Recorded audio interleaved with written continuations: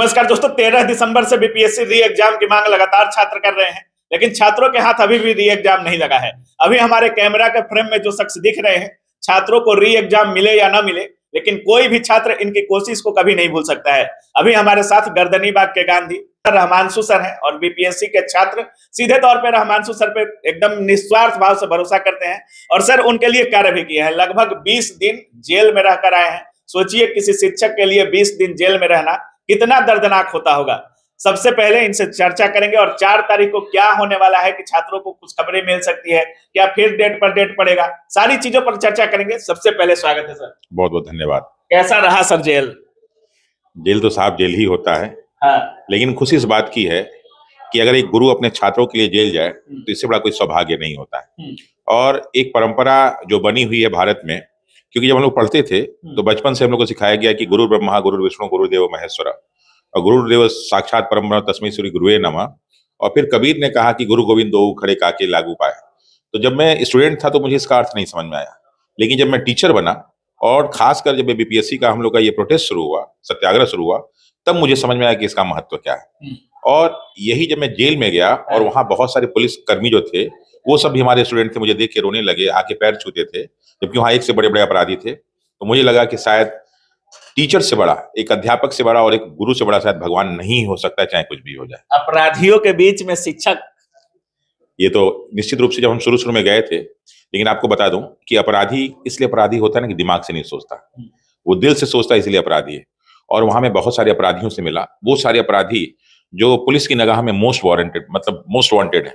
50,000 1 लाख की इनामी, जो 50 मर्डर किए हों, ऐसे अपराधियों के बीच रहे, ऐसे अपराधियों के बीच रहे जो बिहार का सबसे बड़ा उन्होंने लूट किया हो, जो है लगभग 50 मर्डर वाले लोग, बहुत सारे माओवादी, बहुत सारे आतंकवादी। 2014 के जो बम ब्लास्ट हुआ था उसके आतंकवादी, एनआईए वाले, ऐसे लोगों के बीच में हम लोग रहे। लेकिन लगा ही नहीं कि हम उनके साथ हैं, ऐसा लगा कि परिवार है। और फिर जेल के अंदर की एक अलग दुनिया। हाँ, अनुशासन आपको पालन करना पड़ता है, थोड़ा सा डर भी होता है, कुछ आपको सारी सुविधाएं नहीं मिलती हैं, लेकिन जो हम लोग बातचीत किए बहुत सारे लोगों जेल में सबसे ज्यादा याद कौन आ रहा था? क्या बीपीएससी याद आ रहा था, घर परिवार याद आ रहा था? हमको लगता है कि आपको बीपीएससी कुछ ज्यादा ही याद आ रहा होगा। पहले कभी जेल वेल गए थे कि नहीं? नहीं, जिंदगी में आज तक मैं कभी पुलिस थाने भी नहीं गया था। बीपीएससी की वजह से चले गए? बीपीएससी की वजह से 3 थानों में, यहाँ के जो प्रमुख थाने हैं, सचिवालय थाना, गर्दनीबाग थाना और गांधी मैदान, यहाँ के जो है केस डायरी में हमारा नाम आ गया। अच्छा, और जेल भी काट लिया? बेऊर जेल में नाम आ गया, वहाँ के हॉस्पिटल में मेरा नाम आ गया, वहाँ के लाइब्रेरी में मेरा नाम हो गया, वहाँ के संगीतालय में, हर जगह मेरा नाम आ गया कि शायद मेरे बारे में अगर कुछ कोई लिखना चाहेगा तो इन जगह से मेरे नाम को ले सकता है। चलिए सर, अब कहा जा रहा है जिस तरीके से आप लोगों की लड़ाई है, बहुत सारे शिक्षक आप लोग के साथ हैं, छात्रों का समर्थन लगातार आप लोगों को मिल रहा है, और जिस तरीके से कहा जा रहा है कि 4 तारीख को कुछ बड़ा होने वाला है, छात्र महकमे में भी बातें चल रही हैं।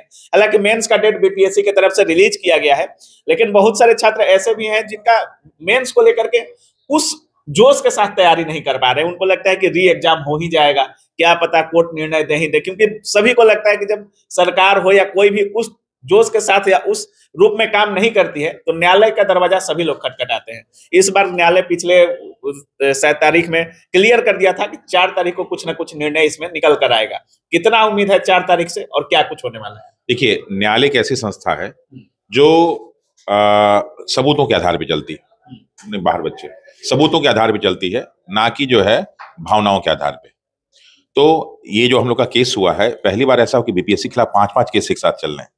मेंस के अलग केस हैं और बीपीएससी के खिलाफ 5-5 केस। अब देखिए, 2 तो जो है सुप्रीम कोर्ट में, एक विजय सिंह वाला केस है, एक वो आनंद जी वाला केस है, उसका 3 हम लोग के केस है। एक जो है Pappu Kumar and others versus state of Bihar, दूसरा हमारा अपना है Prashant Shekhar and others versus state of Bihar, और तीसरा प्रज्ञेश जी वाला। तो ये तीनों हाई कोर्ट में और दोनों सुप्रीम कोर्ट में है।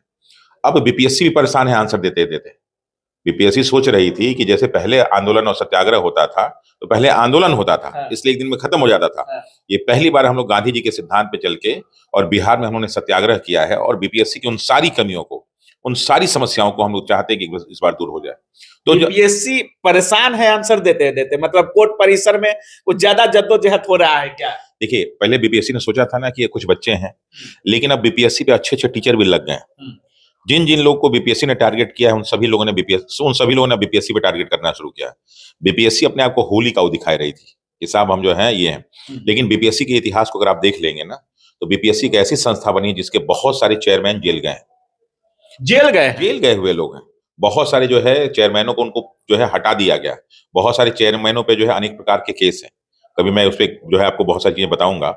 तो लेकिन उनको लगता था कि हम जो चाहेंगे वो कर लेंगे। बहुत सारे आरोप लगे पिछले बार और एक मनमानी हो गया था इनका, जिसे कहते हैं डिक्टेटरशिप हो गया था। जब भी हम लोग कभी भी बीपीएससी को उस स्तर पे नहीं आना चाहते थे। हम लोग जो पहुंचे 18 तारीख को, तो सारा सारा का सारा हम लोग प्यार मोहब्बत ही चल रहा था कि इस बात को लेकिन अपनी गलती करने के बावजूद भी लोग स्वीकारने को तैयार नहीं, और वो लोग हम लोग को जो दुश्मन की तरह से देखने लगे, उल्टा सा बोलने लगे, बिहारियों की अस्मिता पे प्रश्न चिन्ह उठाने लगे, बच्चों को नॉन सीरियस बोलने लगे, ये कहने सब पढ़ने लिखने वाले नहीं और ये नहीं है वो नहीं है। लेकिन जब बीपीएससी पीटी का रिजल्ट आया तो रिजल्ट आते ही सबसे पहले इन लोगों ने खुद बयान दिया कि साहब 3 बच्चे उसमें से क्वालिफाई किए हैं।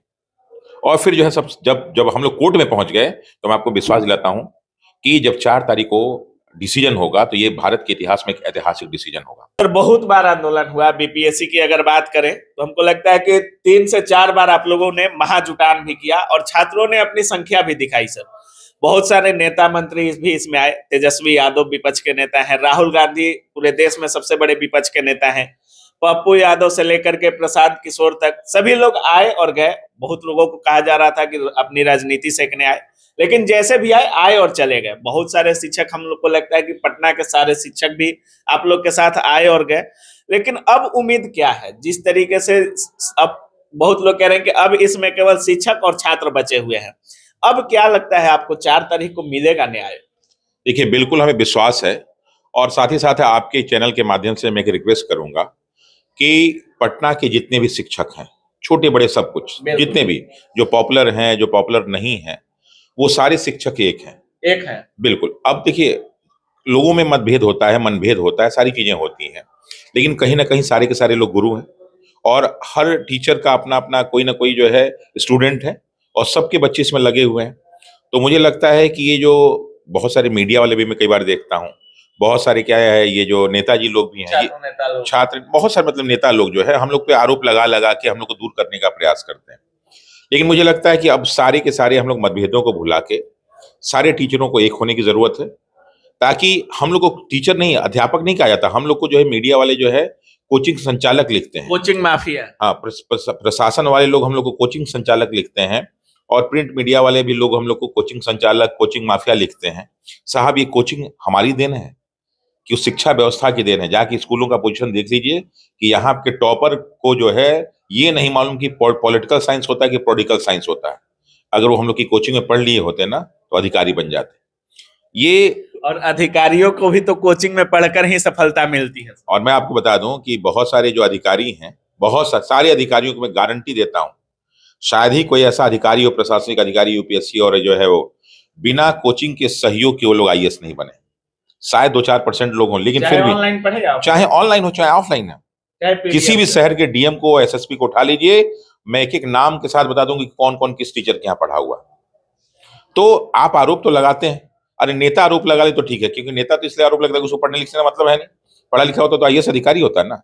लेकिन नेताओं से भी हम लोग का कोई नफरत नहीं है, कि नेताओं को भी हम लोग अपने परिवार के सदस्य मानते हैं, उनको हम लोग ने हमारे प्रतिनिधि हैं, उनको गार्जियन मानते हैं, लेकिन वो हम लोग के खिलाफ, टीचरों के खिलाफ कटाक्ष करने लगते हैं, ये उचित नहीं। साहब, अध्यापक की गरिमा जो है बना के रखिए आप भी, हम लोग आपकी गरिमा बना के रखेंगे। और कोई भी टीचर, पटना का कोई भी टीचर, कितना बड़ा हो, कोई अलग हो, सारे के सारे एक हैं, कोई अलग नहीं है। और हम लोग चाहते हैं कि जब 4 मार्च को हम लोग की सफलता मिल जाए तो हम लोग सफलता मिल जाए, मतलब उम्मीद है बिल्कुल, बिल्कुल सफलता मिल जाए तो बिहार और पटना के सारे टीचर और सारे स्टूडेंट एक साथ विजय जुलूस निकालें। एक साथ मैं चाहता हूँ विजय जुलूस। और हम लोग जो है मतलब इतनी तैयारी है, मतलब कुछ आया है क्या कि जीत ही रहे हैं हम लोग, विजय जुलूस तक की तैयारी कर रहे हैं आप? देखिए, दरअसल क्या है कि मैं कई बार जो है, चूंकि रामचरितमानस का मैं बार बार उल्लेख करता हूँ, रावण से शक्तिशाली कोई नहीं था। लेकिन हारा कि नहीं हारा? क्यों हारा? क्योंकि सच साथ था, और हम लोग सच्चाई की लड़ रहे हैं, हम लोग कोई झूठ लड़ाई नहीं कर रहे हैं। हम लोग शासन प्रशासन से कुछ भी जो पद नहीं मांगे, हमने बस यही कहा था कि सब ईमानदारी से अधिकारी जो एग्जाम करा लीजिए। और बापू परीक्षा परिषद की जितनी समस्याएं उठी उसमें छात्रों का कोई दोष नहीं। अभी जो 13 बच्चे डिबार हुए हैं ना, उनके लिए भी हम लोग लड़ाई लड़ रहे हैं। वो 90,000 बच्चे जिनको फॉर्म नहीं भर पाए, उनकी भी लड़ाई लड़ रहे हैं। वो सारे के सारे 500 से ज्यादा बच्चे जिनके खिलाफ एफआईआर है, उनकी भी हम लोग लड़ाई लड़ रहे हैं। यानी ये सिर्फ लड़ाई बीपीएससी के री एग्जाम की नहीं है, ये इन सब की भी लड़ाई लड़ रहे हैं जो 13 दिसंबर के बाद शुरू हुआ। साहब, 6 दिसंबर को बच्चे लाठी खाए, उसका 13 दिसंबर को जो है आपने केस करवाया है, 6 दिसंबर को केस करवाया है, 25 दिसंबर को केस हुआ है, 29 दिसंबर को केस हुआ, 30 जनवरी को केस हुआ। और मैं आपको बता देता हूं कि भारत में आज तक कोई भी ऐसा छात्र सत्याग्रह नहीं हो जितना इतने बच्चों पे केस हो गया। और उसमें भी एक भी बच्चे ने न पत्थर फेंका है, न गाली दी है, न कोई जो है कैजुअलिटी हुई है। उसके बावजूद भी हम लोग पे इतने एफआईआर हैं। तो ऐसा नहीं है कि ऐसे री एग्जाम हो गए तो काम ये एफआईआर कौन हटाएगा भाई? जो गलत एफआईआर बने हैं वो भी तो आपको हटाना पड़ेगा। तो उसके लिए सरकार को ये सोचना पड़ेगा। और चूंकि हम लोग के वो प्रतिनिधि हैं तो हम उनसे ये भी अपेक्षा करते हैं कि जो बच्चे डिबार हैं उसको हटाए बीपीएससी।